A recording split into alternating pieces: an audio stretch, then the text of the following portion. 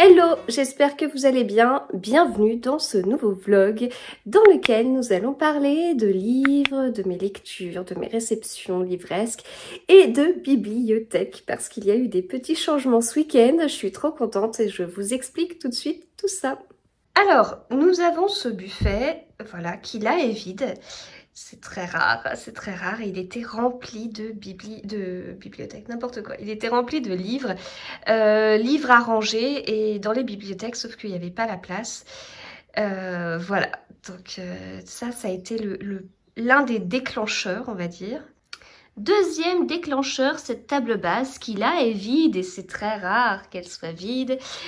Parce que de la même façon, elle était remplie de livres que je reçois prêts à être rangés, sauf qu'il n'y avait plus de place. Sauf que dans notre salle à manger, en fait, la plupart de nos murs sont déjà pris pour des livres. Voilà, la salle à manger est quand même bien remplie de livres, sauf qu'il fallait trouver une solution. Voilà, il fallait ranger ces livres, enfin, il me sortait des yeux en fait, j'en avais ras-le-bol. Donc sur ce mur en fait, hop, avant on avait uniquement le fauteuil et puis cette bibliothèque qu'on avait déjà achetée l'année dernière pour essayer de voilà, trouver une solution. En fait, enfin, on a changé un peu la salle à manger, etc. Ce qui a permis de mettre cette bibliothèque-là. Et là, on s'est dit, en fait, il y a quand même la place pour en mettre une autre ici.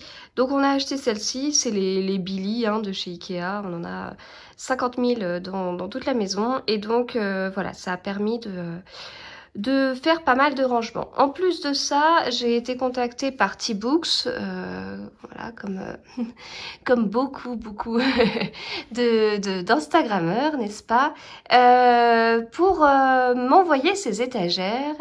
Au départ, je pensais les mettre plutôt dans la chambre de ma grande parce que ma grande a besoin de place aussi et elle a des Billy blanches et comme les étagères sont blanches, je pensais que c'était pas trop mal. J'imaginais pas ça dans la salle à manger et puis au final, on avait vraiment besoin de ces bibliothèques-là, de ces étagères-là. Et puis, au final, je trouve que c'est pas choquant. Enfin, vous voyez... Coucou. Donc là, vous voyez, ça me paraît pas trop mal, en fait. Même si c'est blanc et pas de cette couleur-là. Donc, j'y ai mis mes Agatha Christie. Mes Agatha Christie livres de poche. Comme j'en avais pas assez pour combler les étagères, j'ai ajouté l'autobiographie de Agatha Christie que j'ai en anglais, le recueil de nouvelles Sous la glace et puis les carnets secrets d'Agatha Christie de John Curran. Bien évidemment, tous mes Agatha Christie ne sont pas là. Si vous me suivez, vous savez que j'aurais de quoi remplir encore 4 autres étagères puisque je les ai quasiment tous en édition vintage, donc les anciennes collections du masque ou Club des masques, et puis je les ai également en France Loisirs qui sont ailleurs dans la salle à manger. Voilà, donc quand j'ai communiqué, enfin quand j'ai montré ça sur les réseaux sociaux, on m'a dit ah, c'est bien, t'as pu regrouper toutes tes Agatha Christie. Non, non, je vous rappelle que je suis fan presque folle et que j'ai énormément d'Agatha Christie et que je rêve que d'une chose, c'est de recommencer une 4e collection avec les éditions vintage, la collector du masque, mais il y a un moment donné, il faut s'arrêter. Voilà, donc ça c'est plutôt cool parce que vous voyez, ça a enlevé ça des bibliothèques et puis voilà, on a récupéré tout ça. Ce qui a permis de tout réorganiser, je vais vous montrer. Alors ici sur tout un mur, donc ça vous l'avez déjà vu, ce sont... alors maintenant ce sont uniquement les livres grand format qu'on a mis ici et on a viré tous les poches ailleurs. Voilà, donc grand format, grand format ça veut dire qu'on peut mettre qu'un seul livre par étagère en fait. Donc en haut il y a la collection des romans éternels avant que je m'aperçoive que la traduction était vraiment pourrie, donc j'avais arrêté d'en acheter. Ensuite ici ce sont des Agatha Christie France Loisirs. Et puis voilà, tout le reste ce sont les grands formats. Donc c'est très aéré. C'est très aéré. On a gagné ça justement avec les nouvelles bibliothèques. Le fait que ce soit très aéré, c'est que ça va permettre de ranger les livres assez facilement. Puisque, donc après, j'ai un cheveu sur la main, après les Agatha Christie, on commence les grands formats là, et c'est par ordre alphabétique d'auteur. Donc si je m'amuse à lire un livre dont le nom de famille commence par la lettre A, j'ai intérêt à pouvoir ranger facilement mon livre, quoi. D'où le fait que ce soit assez aéré de cette façon-là.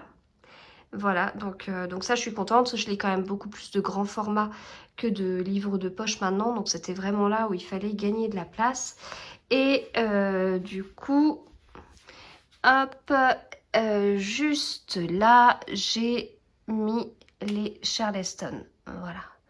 Alors, j'en ai pas encore énormément, mais il s'avère que cette année, j'en ai de plus en plus. Et puis, là, pour le coup, j'ai arrêté de les classer par ordre alphabétique. Je les ai mis plutôt par couleur. Parce que ça m'embêtait que ce soit pas qu'on n'ait pas un joli dégradé. Et alors le souci c'est que par exemple les 7 sœurs, j'ai un tome ici des 7 sœurs, j'en ai un là et un là parce que les couleurs font pas du tout ensemble. Voilà. Donc ça, et puis en dessous sur les étagères du bas, j'ai mis les Cozy Mystery que j'ai isolés. Voilà, parce que j'avais envie. C'est des semi-brochés, je les avais mis avant dans les poches. Et puis, écoute, j'avais bien envie de les isoler, donc voilà. Ça va être un peu juste au niveau place, mais bon, après, si vraiment il y a besoin, je peux les mettre sur 2 rangées. C'est plutôt, comme c'est des semi-brochés, il y aura la place de mettre sur 2 rangées. Voilà donc pour ces grandes étagères, ces grandes bibliothèques, et donc avec les grands formats et semi-brochés. Une fois qu'on est là, on tourne, on tourne, on tourne, on tourne, et on arrive ici. Et ici, on a donc les livres de poche qui débutent par ordre alphabétique. Voilà. D'ailleurs, il n'est pas centré. C'est mieux là. Non, bon, je remettrai après. Donc, voilà, ici, on a des livres de poche, on a des livres de poche.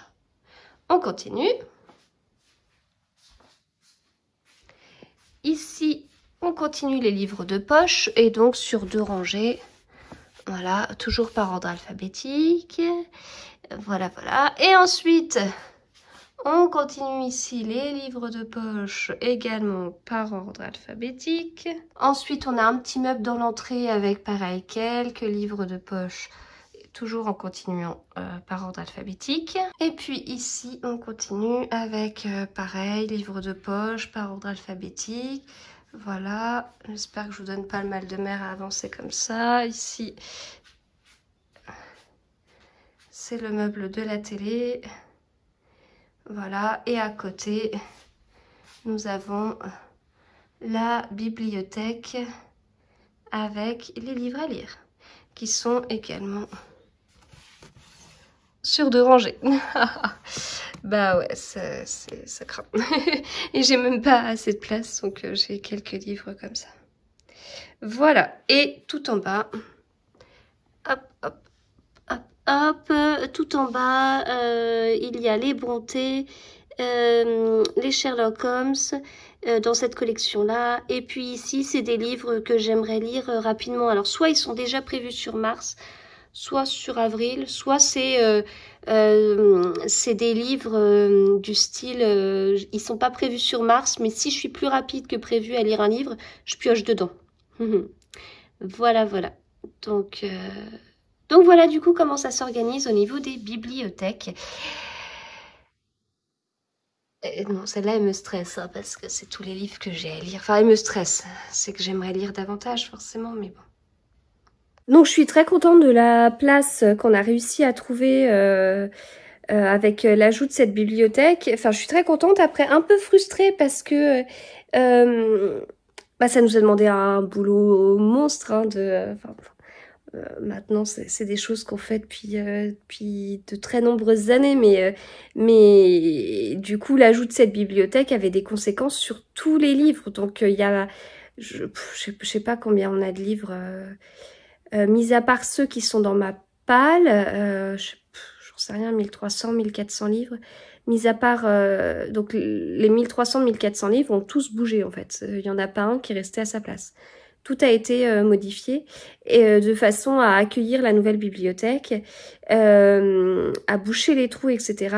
Les Agatha Christie étaient dans les grandes bibliothèques où maintenant il y a uniquement les grands formats. Donc ça a permis de gagner de la place aussi, etc. Et donc il y a eu des conséquences sur tous les livres donc ça a demandé pas mal de boulot. Et là où c'était frustrant, c'est qu'en fait, on ajoute une bibliothèque, donc c'est parce qu'il y a un besoin. Donc grâce à ça, on a pu ranger les livres qui étaient sur la table basse et sur le buffet, donc ça c'est très bien. Mais une fois qu'on avait rangé ça, il y avait normalement des trous dans la bibliothèque. Et ces trous, on va pas laisser une bibliothèque avec des trous. Justement, c'est là où on a été gagner de la place sur les grands formats, etc. Mais du coup, comme il n'y a plus de trous, alors c'est aéré, hein, côté grand format, c'est bien aéré. Côté poche, bon, il y a encore, on peut encore mettre pas mal de poches sans souci. Mais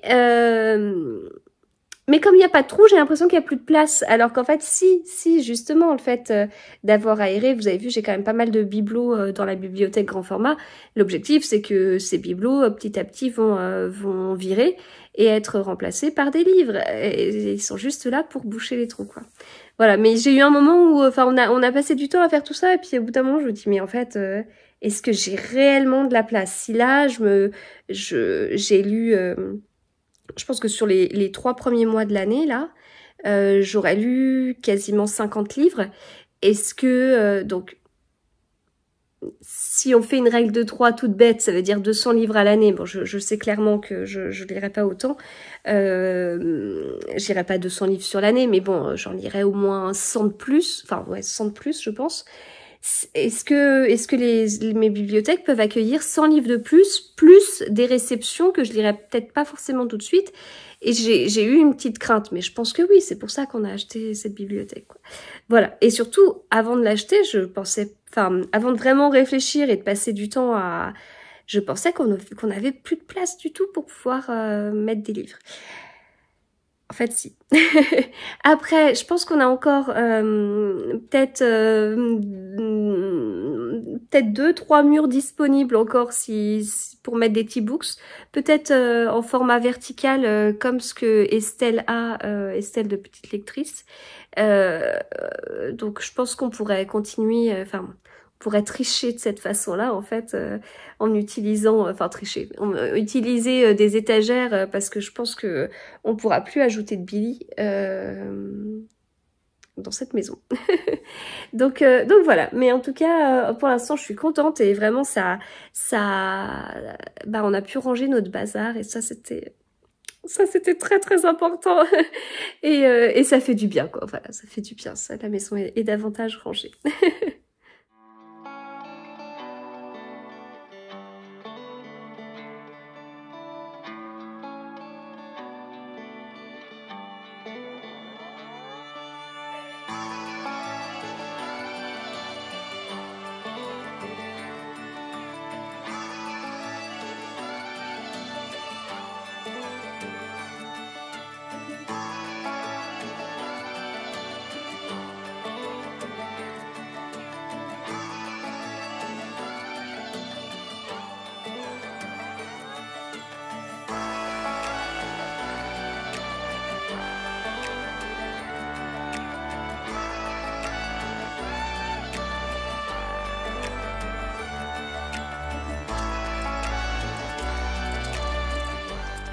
Bon, j'étais obligée de vous montrer mon Prunus accolade qui est en fleurs. Je suis fan des fleurs de cerisier. Vous voyez, j'en ai même tricoté un pull. J'en ai même un mug avec des cerisiers en fleurs. J'adore.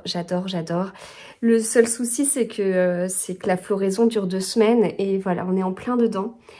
J'en ai 2 dans le jardin, mais celui-ci, c'est celui qui fleurit le plus tôt. Alors, c'est celui qui fleurit le plus tôt dans le jardin, mais il y a d'autres variétés qui fleurissent plus tôt que celui-ci. Mais voilà, c'est d'une telle délicatesse. Les fleurs, quand elles sortent, elles sont roses. Enfin, vraiment roses et au fur et à mesure elles blanchissent et voilà, là, dans le jardin, j'ai juste l'impression d'avoir comme un spot lumineux, c'est magnifique. Et voilà, moi, je ne me lasse pas de cette floraison qui dure si peu de temps. Enfin, voilà, 2 semaines. 2 semaines, c'est tellement rien, hein. Cette semaine, il va faire très beau. Ça se trouve, il va faire trop chaud. Et ça se trouve, la floraison ne durera même pas 2 semaines, mais moins que ça. Voilà, c'est d'une telle délicatesse.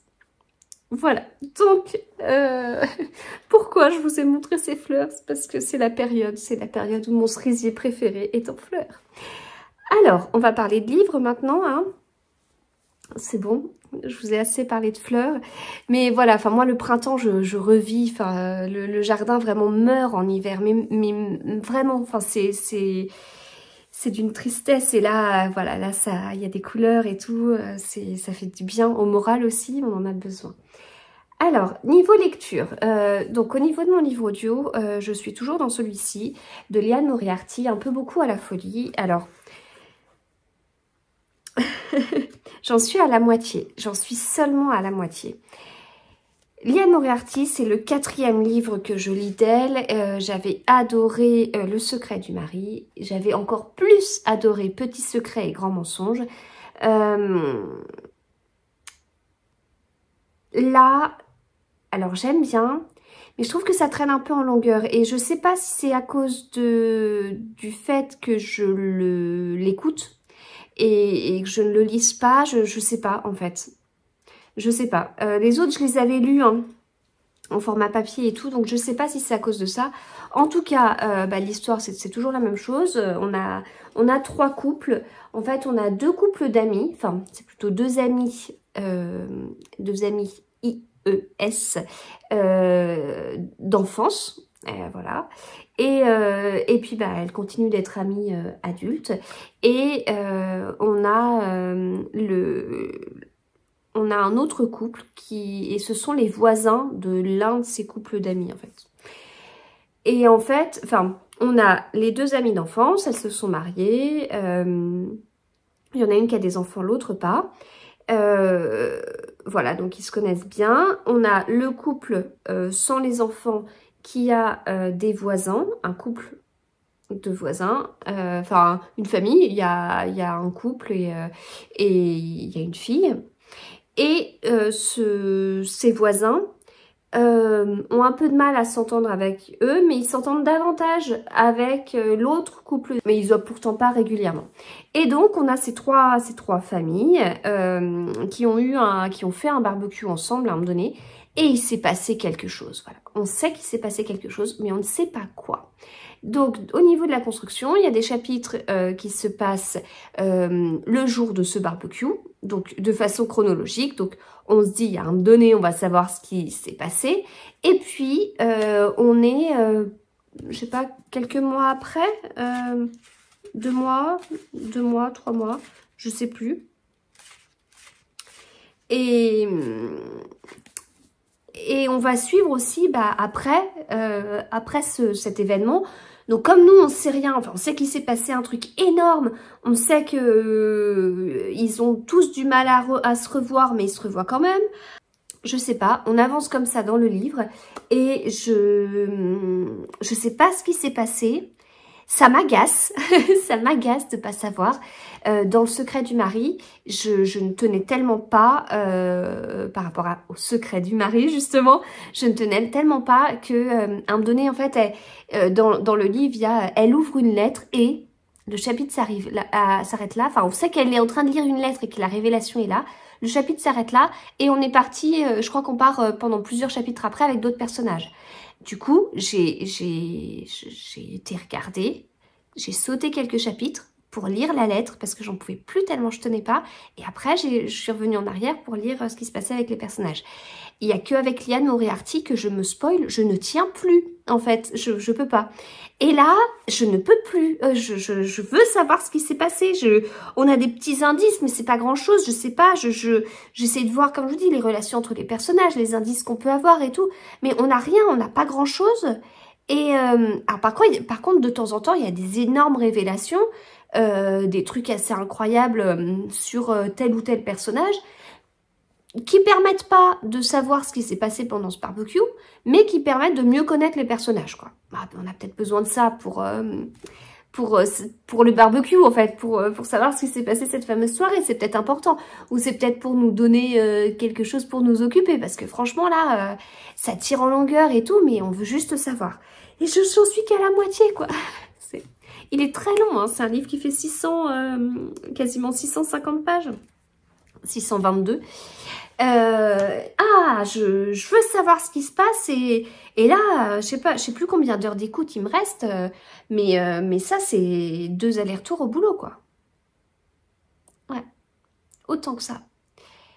Un aller-retour chez moi, ça fait 2h30 de route et je crois qu'il me reste un peu plus de 5 heures d'écoute.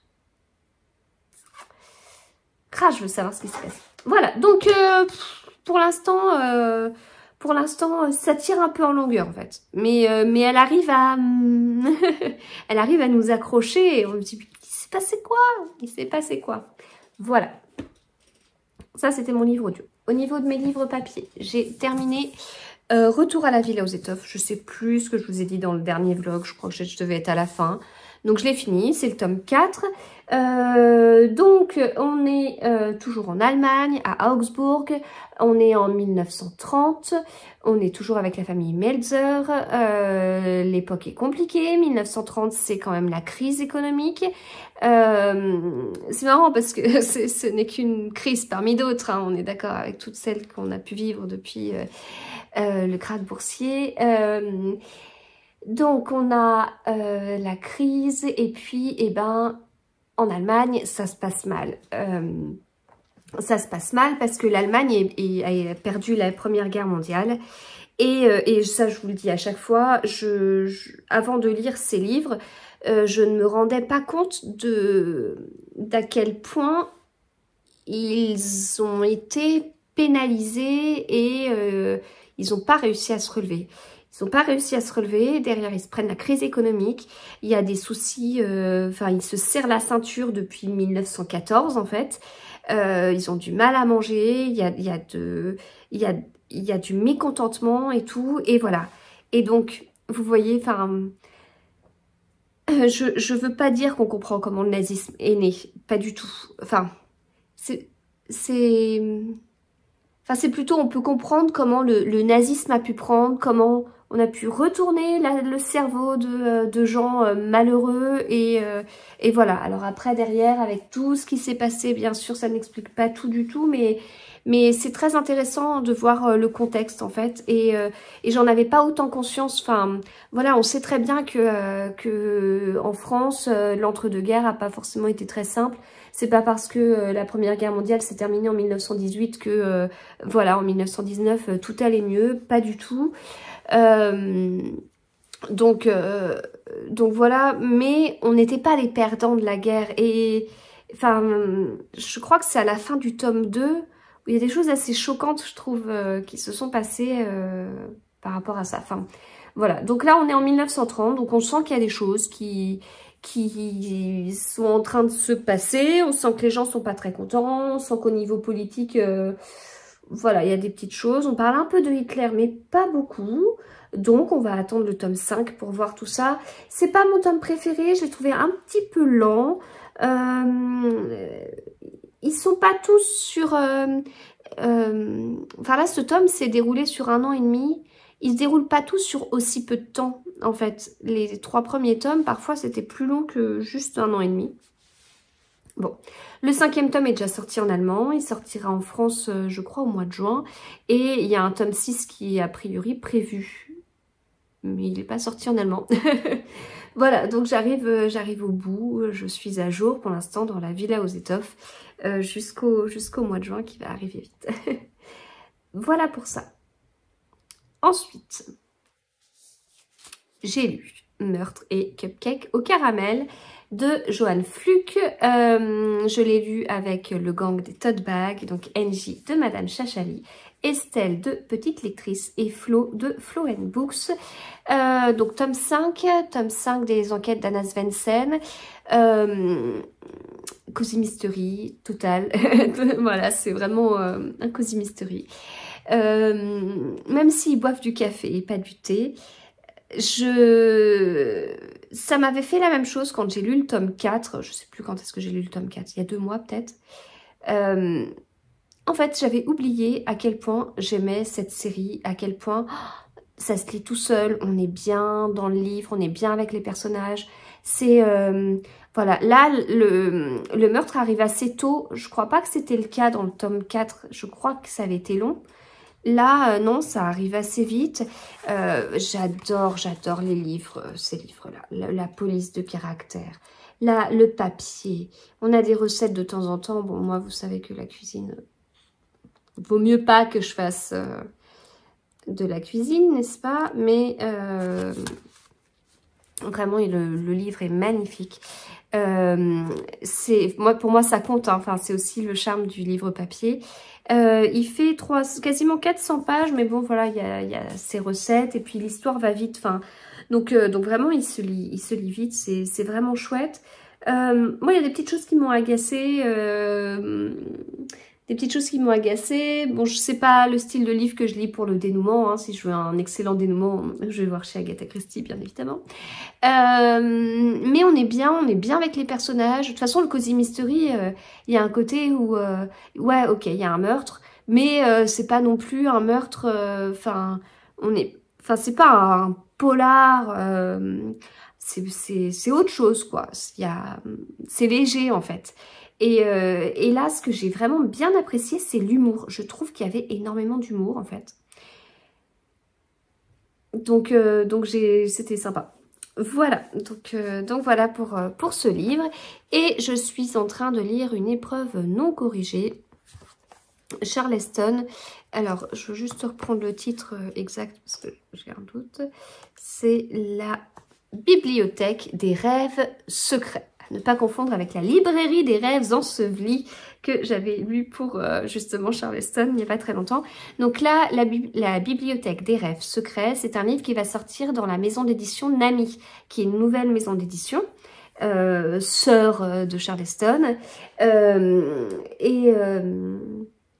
Et donc voilà, c'est le premier livre. La couverture, alors je l'ai en épreuve non corrigée, mais j'ai vu la couverture sur le compte Instagram de Nami, elle est trop sympa. Là, on est sur un livre de développement personnel japonais. Alors c'est particulier parce que les livres japonais, bah, c'est le deuxième que je lis, donc j'ai pas une expérience extraordinaire, mais il y a un rythme qui est plutôt lent, en fait moi c'est le style de livre qui m'oblige à me poser. Alors des fois ça le fait, des fois ça le fait pas, mais ça oblige à couper le rythme, quand je suis à fond dans des choses, la lecture, on est beaucoup à chercher des choses très différentes dans la lecture, etc. Moi il y a un côté où j'en ai besoin pour couper en fait. La littérature japonaise aide à couper, mais il faut juste qu'on arrive à passer d'un quotidien à 100 à l'heure à un roman japonais.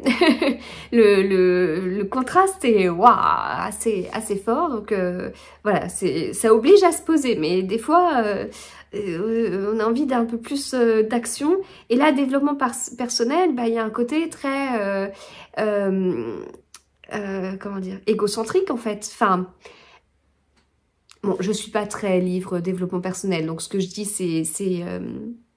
ça paraît péjoratif, mais je vous dirais ça même pour du Raphaël Giordano, pour voilà. Bon, vous m'avez vu quand je lisais Kilomètre Zéro de Maud Ankawa, bon, c'est pas trop mon truc. Donc là, voilà, il y a ce côté-là, où développement personnel plus roman japonais, ça fait beaucoup de rythme lent. Mais on est sur des petites histoires qui font comme des petites nouvelles, mais qui ont quand même un lien entre elles. Et ça rythme. Et ça se lit vite, quoi. Enfin, globalement, ça se lit vite. Voilà. Donc, bon, dans ces cas-là, quand je lis des livres de développement personnel, j'essaye quand même toujours de voir s'il n'y a pas des petites choses que je peux appliquer à ma propre vie, etc. Pour l'instant, j'ai lu 2 petites nouvelles. Non, j'ai pas retenu des choses, mais voilà, globalement, ça se lit bien, ça se lit vite. Mais c'est pas le style de littérature que j'apprécie énormément. Enfin, c'est pas mon style de littérature préféré. Voilà. Après tout ça, eh bien, j'ai une autre épreuve non corrigée, Charleston, à lire d'ici la fin du mois. Il reste une semaine et on ne l'a pas encore reçue. Donc je ne sais pas comment ça va se passer, on verra. Et puis, il y a le Agatha Christie du mois de mars. Et j'ai choisi Le Train Bleu. Dans le cadre du challenge Read Christie 2022. Il fallait choisir un livre que l'autrice a écrit en voyage. Et je sais pas si vous vous en souvenez, je vous en avais parlé dans des vlogs, c'était une catégorie qui m'embêtait beaucoup parce que c'était pas évident en fait de trouver ça. Ouais, c'était pas évident. Donc j'avais feuilleté l'autobiographie et j'étais tombée à un moment donné sur l'écriture du Train Bleu. Alors elle a fait de nombreux voyages, Agatha Christie, et là il me semble que c'était celui qu'elle a fait après son divorce avec Archibald Christie. Et donc pas du tout les voyages qu'elle a fait après son mariage avec Max Mallowan, quoi. Voilà. Et Le Train Bleu, en fait, est un livre qui rentre dans tellement de catégories du Challenge Read Christie 2022.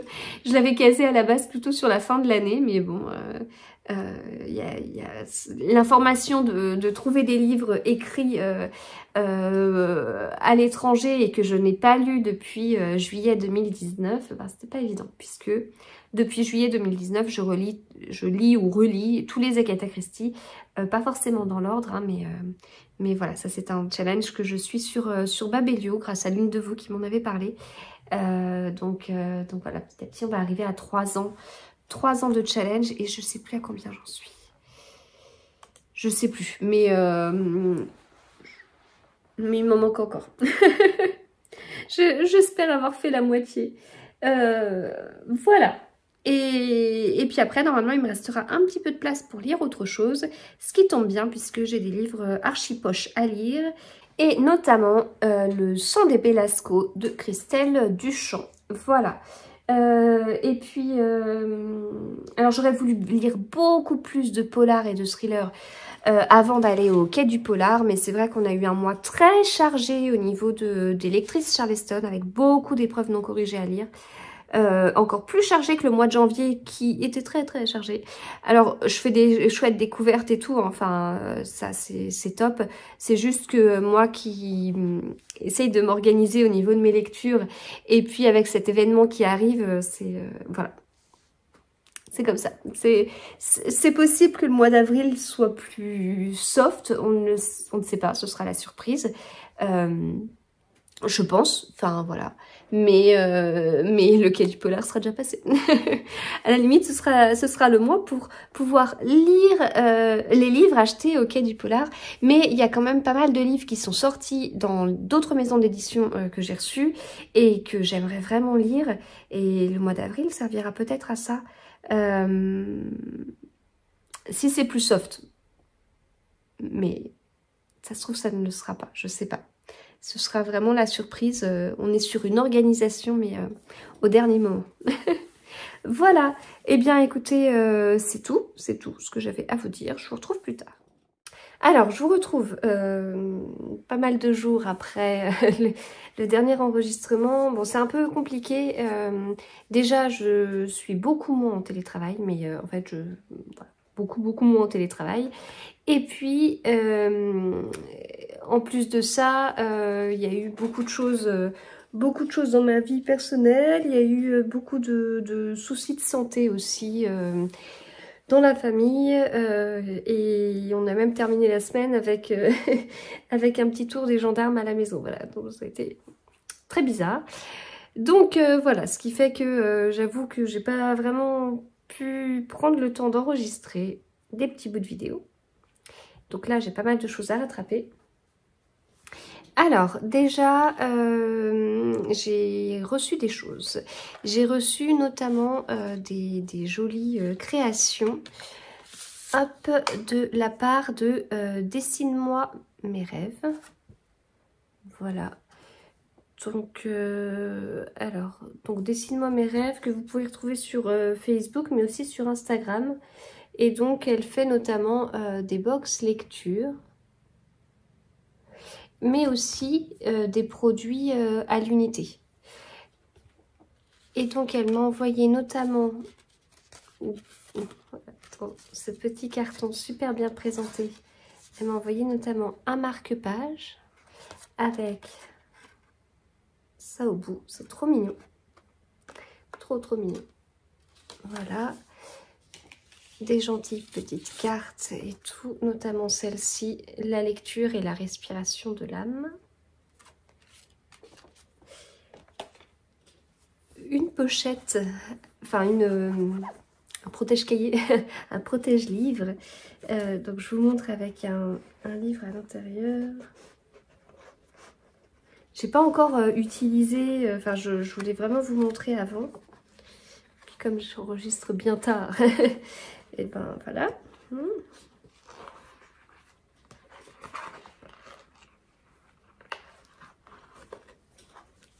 Alors, hop, voilà. Donc dedans, j'ai un livre de poche de chez Archipoche, dont je vous parlerai après. Et donc voilà, du coup. Donc ça, j'aime bien. J'en avais pas. Alors, il fait aussi des pochettes à livres classiques, hein, mais enfin, qu'on connaît davantage. Mais ça, c'est... enfin, j'en avais pas, comme je vous dis, c'est assez original. Et donc, j'ai choisi ce tissu-là, qui est trop beau. Et donc, à l'intérieur... Le tissu contrastant, c'est celui-ci. Voilà, voilà. Et puis, j'ai également reçu une pochette avec les dés de la palle, écrit dessus. Donc là, j'ai pas regardé plus en détail, je voulais découvrir ça avec vous. Donc, dans cette pochette, nous avons des dés. Des dés.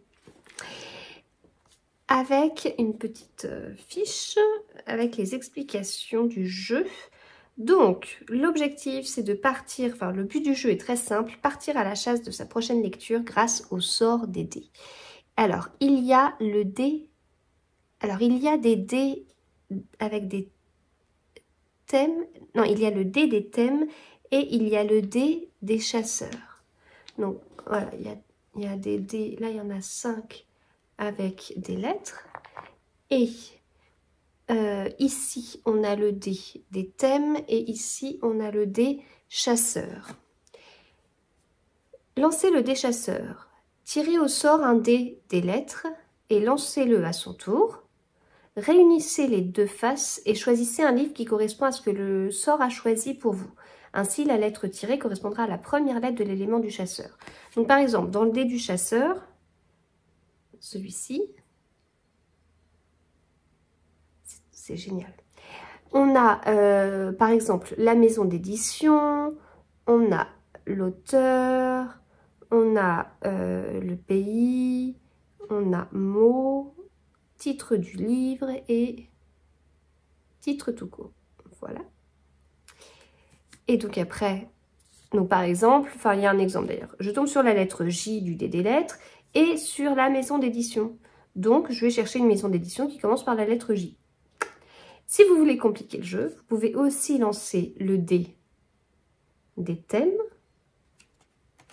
avec roman, roman historique, romance, police thriller, roman noir, roman graphique, science-fiction, fantasy.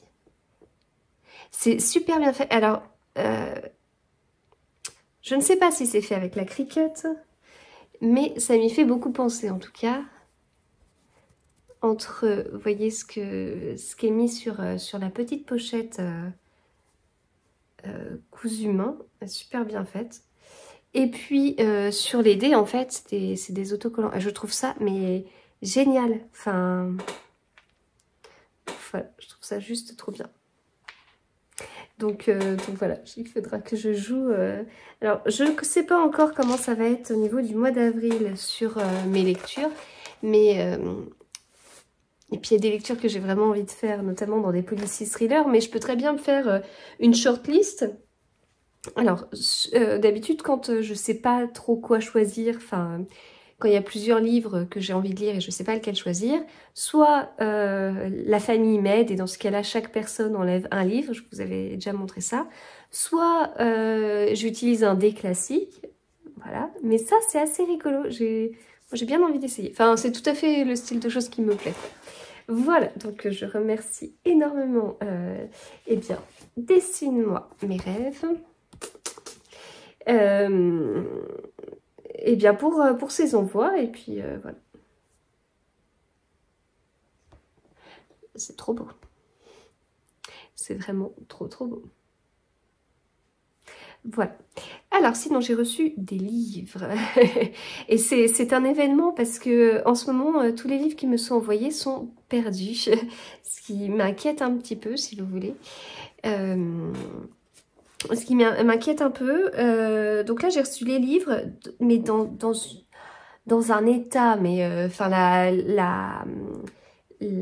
la pochette, enfin l'enveloppe était mais dans un état incroyable, ce qui fait que le bandeau ici, il est tout, voilà, là sur le dos du livre, voilà, voilà, et l'autre ça va, tout va bien. Oui mais en fait l'autre ça va, c'est normal, il n'était pas dans la même enveloppe, mais en ce moment c'est vraiment n'importe quoi, c'est vraiment n'importe quoi. Voilà. Donc j'ai reçu ces deux livres de chez Albin Michel dans une enveloppe défoncée. Donc, mais ça me fait vraiment mal au cœur, hein, franchement. Donc, celui-ci, c'est Les Ravissantes de Romain Puertolas. Que s'est-il réellement passé en mars 1976 dans la petite ville de Saint-Sauveur, en Arizona? Donc, j'ai hâte de le lire. De Romain Puertolas, j'ai lu uniquement Le Voyage extraordinaire... Non, pardon. L'extraordinaire voyage du fakir qui était resté coincé dans une armoire Ikea. Voilà. Donc je n'ai lu que celui-ci, mais j'ai bien envie de découvrir celui-là. Voilà, voilà. Et puis, j'ai reçu Ernetti et le voyage interdit. Une plongée dans la spirale du temps, un thriller vertigineux. Donc c'est Albin Michel Versilio. Donc je vous lis la 4e de couverture. Un message menaçant le pape est capté par les radioastronomes. Inquiet, Jean-Paul II confie au père Ernetti, créateur d'une machine révolutionnaire qui permet de voir dans le passé une mission presque impossible, revenir au commencement de l'univers il y a 13,8 milliards d'années. Mais en plongeant dans la spirale du temps, le père Pellegrino Ernetti se confronte à des énigmes inquiétantes. Si le Big Bang n'était qu'une porte ouverte sur d'autres mondes. Si, à force de chercher Dieu, il finissait par le trouver là où jamais il ne l'aurait imaginé. Et si le pape était menacé par la pire des conjurations, avec l'aide du célèbre physicien Stephen Hawking et accompagné par sa complice israélienne Natacha, agent du Mossad, le père Ernetti entreprend un fabuleux voyage qui va le mener de la préhistoire à la naissance de la Terre et de l'univers. Donc ça me disait vraiment bien, avec, même s'il y a le côté voyage dans le temps, ça me faisait un peu penser à du Dan Brown en fait. Voilà. Donc merci beaucoup les éditions Albin Michel pour ces livres. Et puis j'ai reçu celui-ci du Masque, c'est le jeudi suivant. C'est de Richard Haussmann, c'est le tome 2 en fait du... Comment il s'appelait le tome 1 ? Du Murder Club du jeudi. Voilà.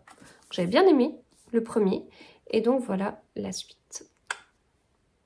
Le Cozy Crime qui a séduit le monde entier. Voilà. Et pour mes lectures, alors... je ne sais plus où j'en étais. En tout cas... Ah oui, non, mais je lisais en fait je lisais une épreuve non corrigée Charleston. Actuellement, je lis une épreuve non corrigée Charleston. Je suis en train de lire Les secrets de Fleet House de Lucinda Riley. Et entre les deux, parce que j'avais pas encore reçu le Lucinda Riley, je venais de finir une épreuve non corrigée, je me suis dit allez je tente de caser un livre. J'espère que du coup je le lirai assez vite et ça a été le cas. J'ai lu Le sang des Belasco de Christelle Duchamp, je l'ai lu mercredi. Voilà, alors j'ai travaillé mercredi matin, l'après-midi il y avait des activités extrascolaires des enfants et pourtant j'ai lu ce livre donc et je travaillais sur place jeudi donc ce qui veut dire que je me suis couchée tôt mercredi et ça a suffi pour lire ce livre. Alors il fait moins de 300 pages, hein, il fait 261 pages sans compter les remerciements et il se lit trop bien, il se lit trop bien. Donc dans ce livre en fait on est dans la famille Belasco. Dès le début du livre on a une citation là, de Dix Petits Nègres, comme vous pouvez le lire, d'Agatha Christie. Ça nous met tout de suite dans l'ambiance, parce que du coup, on se dit, ah, il y a peut-être un lien. Ouais, oui, il y a un lien. Ça fait très, justement, ça fait très Agatha Christie, ça fait très Dix Petits Nègres. Enfin, ils étaient 10, hein, puisque c'est le nouveau nom. C'est parce qu'il y a ce côté huis clos, en fait. Donc là, ce qui se passe, c'est qu'on a 5 frères et sœurs de la famille Belasco. Leur mère a été, leur mère s'est suicidée plusieurs mois auparavant. Et puis là, leur père vient de décéder. Et du coup, ils se retrouvent par rapport à ce décès. Et en fait, le père leur a laissé une lettre en leur disant que le suicide de leur mère, c'était pas vrai. C'était pas ça. En fait, c'était un meurtre. Voilà. Les enfants